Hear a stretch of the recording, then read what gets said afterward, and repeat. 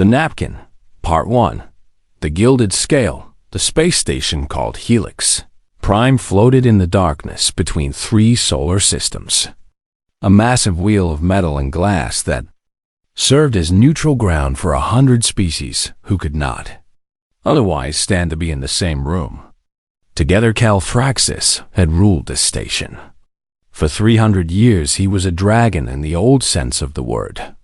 Though the humans who worked in his restaurants and cleaned his halls had never seen a dragon before arriving here, and most of them still could not look at him without a small tremor of fear passing through their bodies.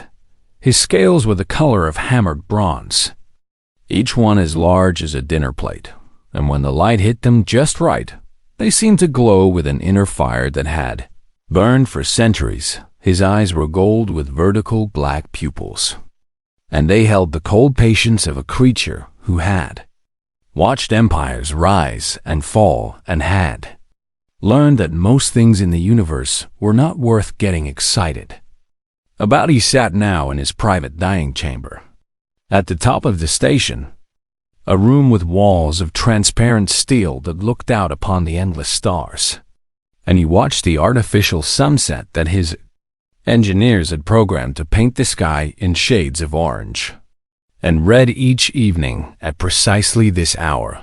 The table before him was made of wood from a tree that no longer existed on any planet, and the wine in his glass had been aging in a cellar on a moon 3 systems away for longer than most of his servants had been. Alive Calthraxis was not what humans would call evil. He was simply old and powerful, and so far removed from the concerns of shorter-lived species that he had forgotten what it felt like to be small. The human waitress approached this table with the silent steps that he had come to expect from her over the past 2 years. Her name was Maria Chun, though he had never bothered to remember this until much later. And she was exactly the kind of human that Calthraxis found most useful: quiet, efficient, and utterly forgettable. She had brown hair that she kept tied back in a simple knot, and brown eyes that she kept pointed at the floor whenever she was in his presence. And she moved through his dining room like a ghost who had been trained to pour wine without making a sound. Calthraxis had never wondered about her history. He had never asked why a human woman would travel so far from Earth to work as a servant on a space station where she would be surrounded by species who viewed her kind as barely more than clever animals. He had never noticed the thin scars on her forearms that her uniform sleeves almost but not quite covered, or the way she flinched at sudden loud noises, or the way her eyes sometimes went distant and cold when she thought no one was watching. She was furniture to him, nothing more, a tool that performed its function adequately and therefore required no further thought. This evening she carried his wine on a silver tray, along with a folded napkin of white cloth that she placed beside his plate. With the same careful precision she brought to everything she did, but tonight something was different. Her hand trembled as she set down the napkin, just slightly, just enough that Calthraxis noticed and felt a flicker of irritation pass through his ancient mind. Clumsy, he thought, and wondered if he should have her replaced. Then her fingers pressed against the napkin, pushing it toward him with a strange insistence that made him look down at the white cloth with something that might have been curiosity if he had been capable of such a common emotion. The napkin was not blank. Someone had written on it in small, neat letters, using what appeared to be the kind of pen that humans kept in their pockets for making notes. Calthraxis read the words once, then read them again, and felt his heart stop beating for the first time in 100 years. The message said, "Smile and sniper above, and exit blocked, and move slow." For a long moment the dragon did not move at all. His mind, which had spent 3 centuries learning to process political threats and assassination attempts and the endless scheming of lesser creatures who wanted what he had built, began to work through the implications of what he had just read. There was a sniper above him, which meant someone had found a way past his security systems, which meant that his legendary protection was not as impenetrable as he had believed. The exits were blocked, which meant this was not the work of a single assassin, but of an organized force with enough people to cover every escape route. He was supposed to smile, which meant that the sniper was watching him right now, waiting for some sign that their target had been alerted to the trap, and he was supposed to move slow, which meant that if he did anything sudden or dramatic, he would die before he could reach safety. All of this passed through his mind in the space of a single breath, but underneath the cold calculations of survival, another thought was forming, one that confused him more than the assassination attempt itself. Why had the human warned him? Maria Chun had nothing to gain from his survival and everything to lose from being discovered as the one who had betrayed the assassins. If the people who had set this trap learned that she had passed him that napkin, they would kill her without hesitation, and probably without making it quick. She was risking her life for him, and Calthraxis could not understand why he had never been kind to her. He had never even been polite to her in any way that mattered. He had treated her like a piece of furniture for 2 years, and now she was putting herself between him and death for no reason that his ancient mind could comprehend. The dragon let out a low rumbling chuckle, as though she had told him an amusing joke about the wine selection, and he reached for his glass with a hand that did not tremble even slightly. Had survived for 300 years by knowing how to pretend that everything was normal when everything was falling apart. But as he raised the wine to his lips and smiled at nothing in particular, his golden eyes found Maria Chun across the room, and for the first time since she had entered his service, he truly looked at her. She was refilling water glasses at another table, her movements stiff and mechanical, her face carefully blank in a way that told him she was fighting to control her fear. She had seen something that no one else had seen. She had made a choice that no one had asked her to make, and now she was waiting to see if the dragon she had served for 2 years was smart enough to survive, or if she had just thrown her life away for nothing. Calthraxis did not know yet what he was going to do, but he knew that he would never look at humans the same way again. 300 years of survival instincts had taken control of Calthraxis before his conscious mind even finished processing the danger. He kept his smile in place as he swirled the wine in his glass, a gesture so natural and relaxed that anyone watching would have seen nothing but a wealthy dragon enjoying his evening meal. But behind those golden eyes, his mind was racing through possibilities like water rushing through a broken dam. The sniper would be in the ventilation system above the dining room, he decided, because that was the only position that would give a clear shot past his personal shield generator. The shield was designed to stop energy weapons fired from ground level, but it had a weakness at the top that his security chief had promised to fix 6 months ago and had apparently never gotten around to addressing. Someone had known about that weakness. Someone had studied his defenses and found the one angle that would let a bullet or a beam pass through without resistance. That meant this was not a random attack by some desperate fool who wanted to make a name for themselves by killing a dragon. Lord, this was professional, organized, and funded by someone with enough resources to gather intelligence on one of the most protected beings in this sector of space, the Volcari Syndicate. Most likely, they had been threatening him for months, angry about a trade deal that had cost them millions of credits. And they were exactly the kind of organization that would respond to financial humiliation with violence. Calthraxis had dismissed their threats because he had believed his security was perfect. He had been wrong, and that mistake was about to cost him everything unless he could find a way out of this room without getting his head blown off. He took another sip of wine and let his gaze drift casually around the dining room, counting the other patrons and looking for anyone who seemed out of place. There were 7 other tables occupied tonight, mostly by wealthy merchants and minor diplomats, who came to his restaurant for the prestige of eating in the same room as the Dragon Lord. None of them looked like assassins. But that meant nothing. The ground team blocking the exits would be dressed as staff or guests, blending in until the moment they needed to act. He could not fight his way out of this. He was powerful. Yes, but he was not invincible. And even a dragon could be killed by enough firepower concentrated in the right place. Needed another option. Maria Chun appeared beside his table again, carrying a pitcher of water that she did not need to refill because his glass was still full.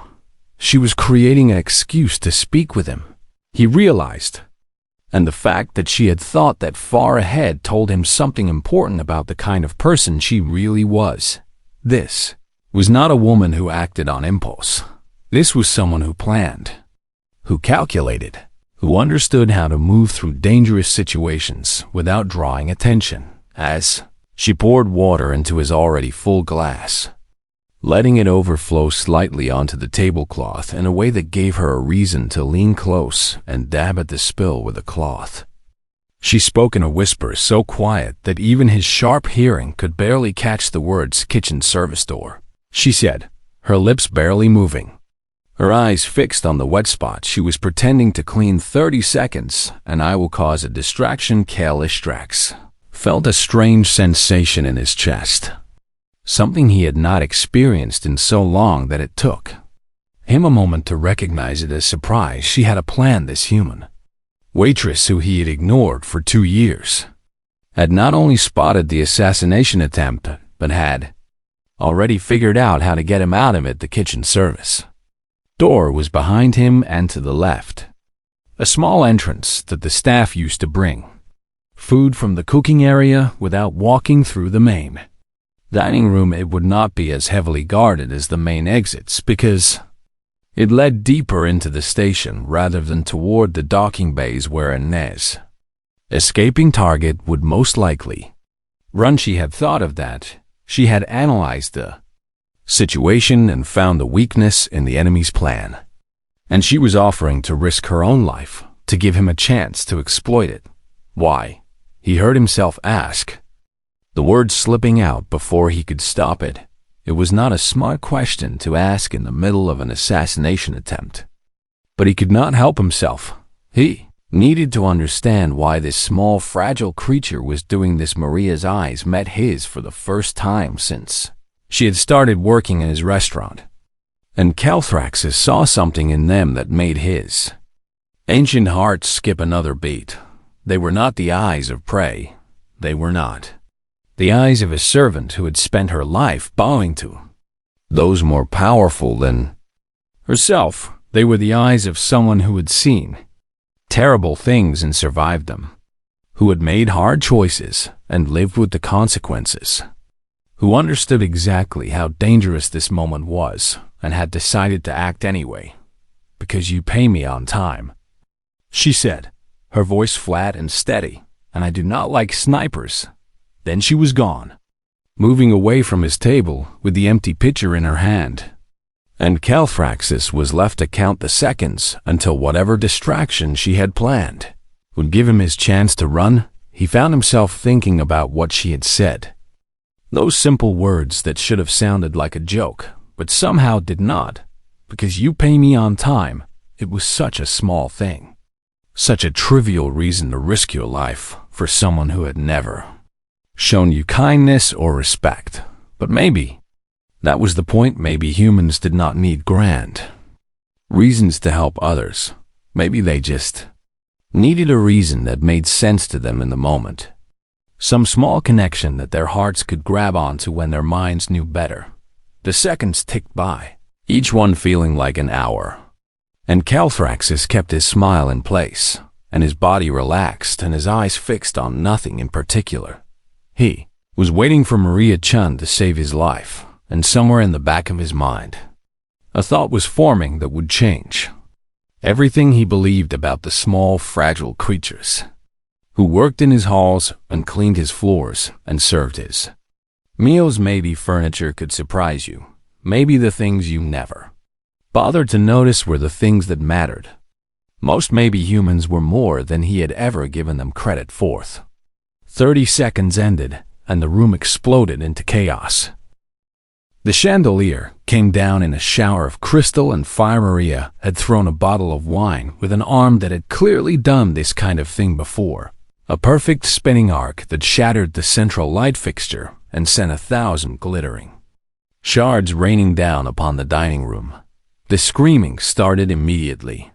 Wealthy patrons diving under tables and covering their heads, their expensive clothes suddenly worthless protection against the chaos that erupted around them. In the darkness that followed, Calthraxis heard the sharp crack of a rifle shot and felt something hot pass so close to his head that it singed the scales on his neck.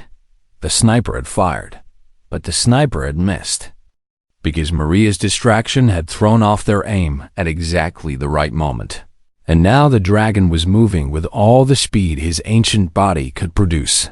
He knocked his table aside, like it weighed nothing, and surged toward the kitchen door. His massive form surprisingly quick for something so large, his golden eyes adjusting to the darkness faster than any humans could. Another shot rang out, this one hitting the floor where he had been standing a heartbeat before, and Calthraxis understood that he had seconds at most before the sniper found their range and put a bullet through his skull.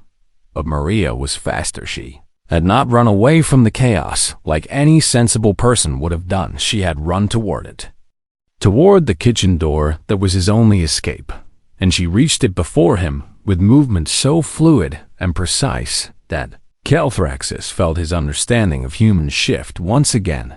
There were two figures waiting at the kitchen entrance, dressed in the black uniforms of station security, but holding weapons that no security guard would carry. And they turned toward Maria with the confident posture of trained killers who expected to deal with a frightened waitress. They were wrong. Maria grabbed a chair from a nearby table without breaking stride and hurled it through the air at the first guard, the heavy wooden frame catching him in the chest and sending him stumbling backward into his partner. Before either of them could recover, she was on them, her body low and fast, her hands moving in patterns that spoke of years of training in how to hurt people quickly and efficiently. She took the first guard down with 3 strikes, one to the throat that cut off his air, one to the knee that buckled his leg, and one to the temple that dropped him to the floor unconscious. The second guard managed to raise his weapon, but Maria was already inside his reach, too close for the rifle to be useful, and she used his own momentum against him as he tried to step back, sweeping his legs and driving her elbow into his face. As he fell, both guards were down in less than 4 seconds. Calthraxis had seen warriors from a dozen species fight over his long lifetime, champions and soldiers and assassins who had dedicated their entire existence to the art of combat. This human waitress moved like the best of them. No. He corrected himself as he watched her kick the fallen weapons away from the unconscious guards. She moved better than most of them, because she did not fight with pride or honor or any of the emotions that made warriors make mistakes. She fought like someone who had learned that survival was the only thing that mattered, and that anything else was a luxury she could not afford. Move. She shouted at him, her voice cutting through the screaming and the gunfire and the sound of more guards approaching from somewhere deeper in the station. Calthraxis moved. They ran through the kitchen together, past confused cooks who were smart enough to dive out of the way when they saw a dragon charging toward them. And Maria led him through a maze of corridors that she should not have known existed. She had studied the station's layout.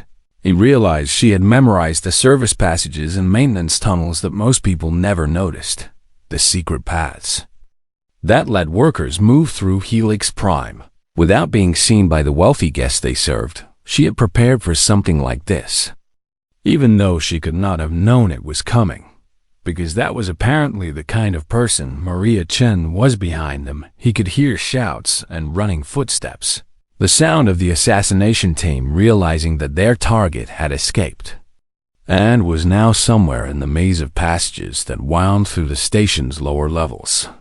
They ran for what felt like hours, but was probably only minutes. Maria leading and Calthraxis following, until they reached a door marked with symbols that meant nothing to most people, but that the dragon recognized immediately. This was one of his private safe rooms, a hidden chamber that only he and his most trusted security officers knew about. With walls thick enough to stop any weapon and communications equipment that would let him call for help, Maria pulled out a keycard and swiped it through the lock. The door opened. How? Calthraxis asked as they stumbled inside, and the heavy door sealed shut behind them.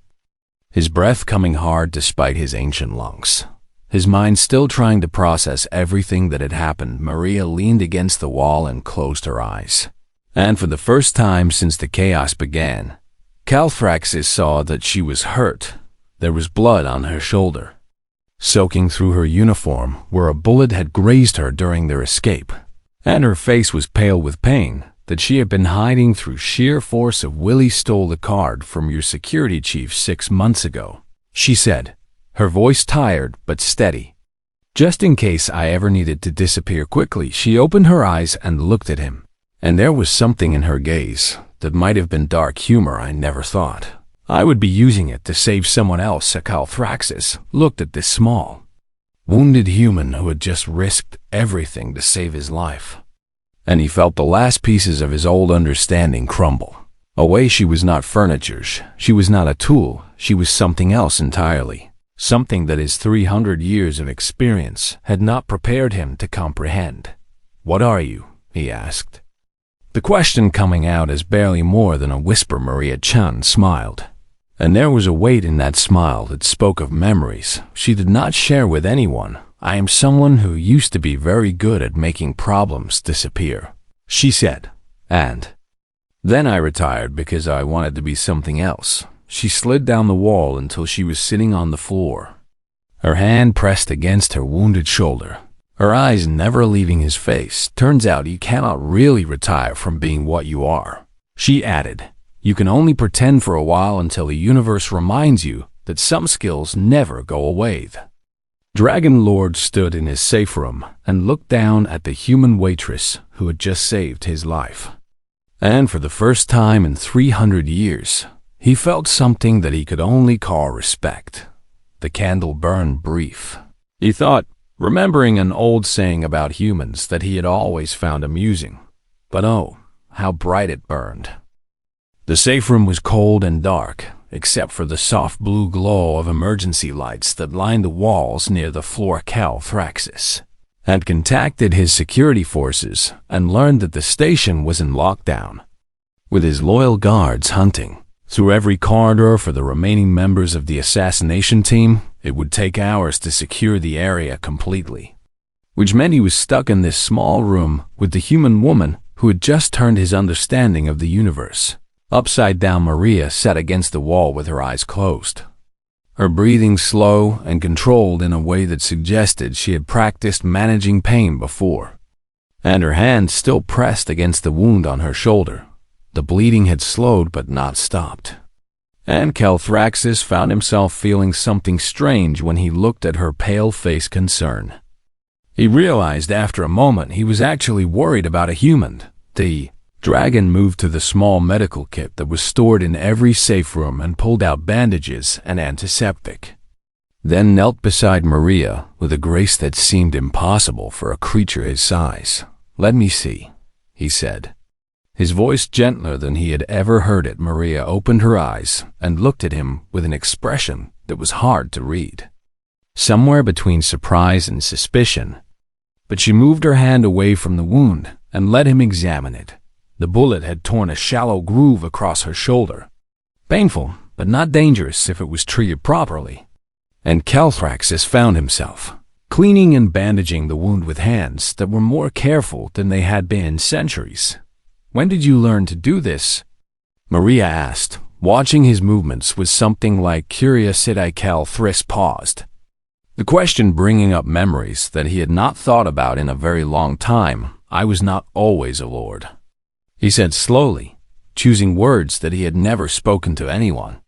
A long time ago, I was a soldier, and then a mercenary, and then many other things that required knowing how to patch up wounds.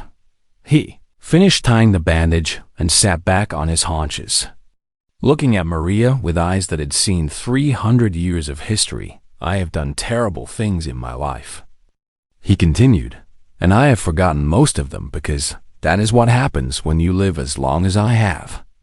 But I remember the people who helped me when I needed it, and I remember being surprised every time because I had already decided that the universe was cruel and kindness was a weakness. Maria was quiet for a moment, her face thoughtful as she processed his words. Then why did you become cruel yourself? She asked, not accusing but genuinely curious. If you knew what kindness felt like, why did you stop giving it? The question hit Calthraxis like a physical blow, cutting through defenses that he had built over centuries of telling himself that he had evolved beyond such simple concerns because it hurt, he admitted, the words feeling strange in his mouth. Caring about people who die so quickly compared to me, watching them grow old and disappear while I stayed the same. I decided it was easier to stop caring at all. He looked at her with something that might have been shame. If he still knew how to feel that emotion, I was a coward. He said, I pretended I was being wise, but I was just afraid. Maria nodded slowly, like she understood something that she was not going to judge him for. I used to be afraid too, she said, her voice soft and tired. Afraid that if I stopped being a killer, I would not be anything at all. Afraid that the only value I had was in the terrible skills I had learned. She shifted against the wall and winced at the movement of her wounded shoulder. I ran away from Earth because I could not figure out how to be a normal person, she continued. I came to Helix Prime because it was far away from everything, and I thought I could just disappear into a simple job and never have to think about who I used to be. So why did you help me? Calthraxis asked, the question that had been burning in his mind since the moment he read the napkin. You had nothing to gain and everything to lose. Maria was quiet for a long time, her eyes fixed on something far away that he could not see. When I was 19. She finally said, I was captured by a Kovati slaver during a mission that went wrong. She paused, and Calthraxis saw her jaw tighten with the memory of something painful. He could have sold me for triple my weight in credits. She continued, humans were valuable on the markets he supplied, and I would have spent the rest of my life as property. But instead he let me go. She looked at Calthraxis with eyes that were suddenly wet, though no tears fell. He said I reminded him of his daughter, she said, and that was enough for him to give up a fortune and risk his own position in the syndicate. She swallowed hard before continuing, I never saw him again. She said, I never got to thank him or repay him or even learn his name. He just gave me my life back and then disappeared like it was nothing. Her voice grew stronger, steadier, like she was speaking a truth that she had carried for a long time. So now I pay it forward, she said, every chance I get. Whenever I see someone who needs help and I can give it, I do. Because that is the only way I know to honor what that stranger did for Calthraxis. Felt something shift in his chest. Something ancient and forgotten stirring back to life after centuries of sleep. You humans, he said, his voice rough with emotion he did not know how to name. You burn so briefly, your lives are over in what feels like moments to someone like me. And yet, you spend your flames on strangers who have done nothing to earn it. Maria smiled, and it was a real smile this time. Warm and sad and knowing all at once. That is the point, she said. We do not have time to wait for people to earn our kindness. We do not have time to be selfish.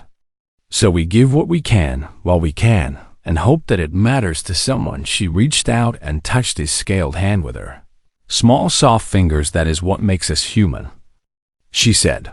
Not our weakness or our short lives or any of the things that other species look down on us for. It is the fact that we choose to care, even when it costs us everything.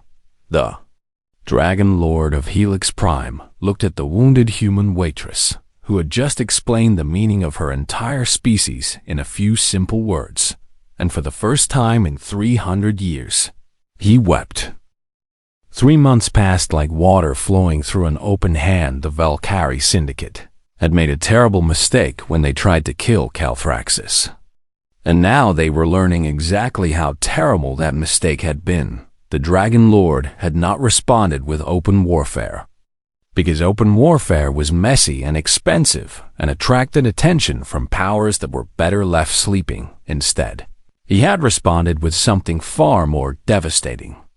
A systematic campaign of destruction that dismantled the Syndicate piece by piece, without ever leaving fingerprints that could be traced back to him. Their financial networks collapsed when key accounts were suddenly frozen by banking authorities, who had received anonymous tips about illegal transactions. Their intelligence operations fell apart when their best agents started disappearing or turning up dead in ways that looked like accidents. Their leadership scattered across a dozen systems, each one hiding from shadows they could not see, waiting for a knife in the dark that might come at any moment. The galaxy whispered that the Draconic Consortium had finally shown its teeth after years of peaceful trading. What the galaxy did not know was that the campaign had been designed and coordinated by a human woman who sat in the Dragon Lord's War Council drinking coffee from a chipped ceramic mug that she refused to replace. Maria Chen was no longer a waitress. Her official title was Special Advisor to the Consortium on Security Affairs, which sounded important and vague enough that most people did not ask too many questions about what she actually did. Her unofficial title, among the small circle of beings who had earned Calthraxis' trust, was the napkin. She had tried to refuse the name at first, calling it silly and dramatic, but it had stuck anyway because it reminded everyone of the moment that had changed everything. The moment when a human waitress had risked her life to pass a warning to a dragon who had never once treated her as anything more than furniture. Now she sat at a table surrounded by holographic displays showing troop movements and supply lines and communication intercepts, pointing at weak points in the enemy's defenses with the same casual confidence she had once used to recommend wine pairings. Had not wanted this life. She had run away from Earth specifically to escape being this person, the killer and the strategist and the woman who made problems disappear. But Calthraxis had asked her to stay, and the way he asked had made it impossible to refuse. Help me learn, he had said on that night in the safe room, his ancient eyes wet with tears he did not know how to shed. Help me remember what it means to care about something smaller than myself. She had said yes, because that was apparently who she was. Someone who could not walk away when someone genuinely needed her help. And so here she was, 3 months later, running a shadow war against one of the most dangerous criminal organizations in the sector while drinking bad coffee and wondering how her life had taken such a strange turn. The door to the war room opened and Calthraxis entered, his bronze scales gleaming in the artificial light, his presence filling the space in a way that made everyone else seem smaller by comparison. But he did not carry himself the same way he used to. There was something different in how he moved now, something that might have been humility if such a word could apply to a 300-year-old dragon lord. He had changed since that night in the safe room, and everyone who knew him had noticed, even if they did not understand why. Maria, he said, his voice warm in a way that still surprised her sometimes. My advisors tell me that the Valkyrie leadership has surrendered. They are asking for terms. Maria nodded and put down her coffee mug. What terms do you want to offer? She asked. Calthraxis moved to stand beside her, looking down at the holographic displays with eyes that had seen centuries of conflict and were finally tired of it. Merciful ones, he said. They tried to kill me, and I will not forget that, but I have no wish to destroy them completely. Let them rebuild under new leadership that understands the cost of making enemies. Maria looked up at him and smiled. And there was pride in that smile, along with something deeper. You have changed, she said. He met her eyes, and for a moment the war room disappeared, leaving just the two of them standing in a space that felt somehow sacred. Because of you, he said. Because you reminded me that power without kindness is just another kind of weakness. He paused.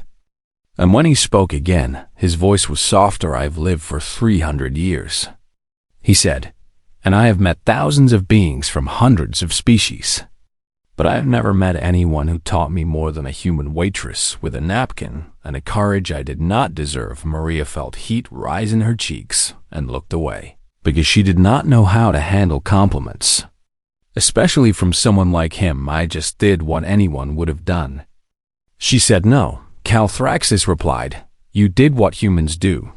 You saw someone in danger, and you helped without asking what you would get in return. You burned your small bright flame to light someone else's way. He placed one massive clawed hand gently on her shoulder, the same shoulder that still bore a scar from the bullet that had grazed her during their escape. The galaxy thinks humans are weak, he said. They look at your short lives and your soft bodies, and they decide that you are not worth taking seriously.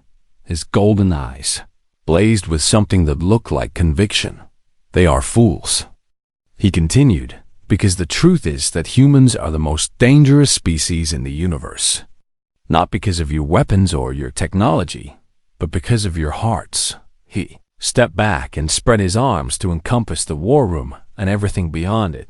You taught me that, he said, and I will spend the rest of my very long life making sure that every being under my protection understands it too. Maria Chun stood in the war room of the Dragon Lord's fortress and felt tears running down her cheeks. For the first time in years she had come to Helix Prime to disappear. Instead, she had been found by someone who saw her for exactly what she was and valued her anyway. And that, she realized, was what it meant to be human, to burn bright and brief and beautiful, and to trust that the light would matter to someone even after the flame was gone. The Dragon Lord watched his human advisor wipe her eyes and smiled with teeth that could tear through steel. He had lived for 300 years. He would live for 300 more, and he would spend every one of those years proving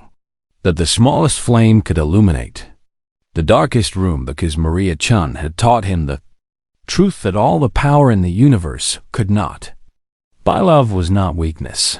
It was the only strength that mattered. The end.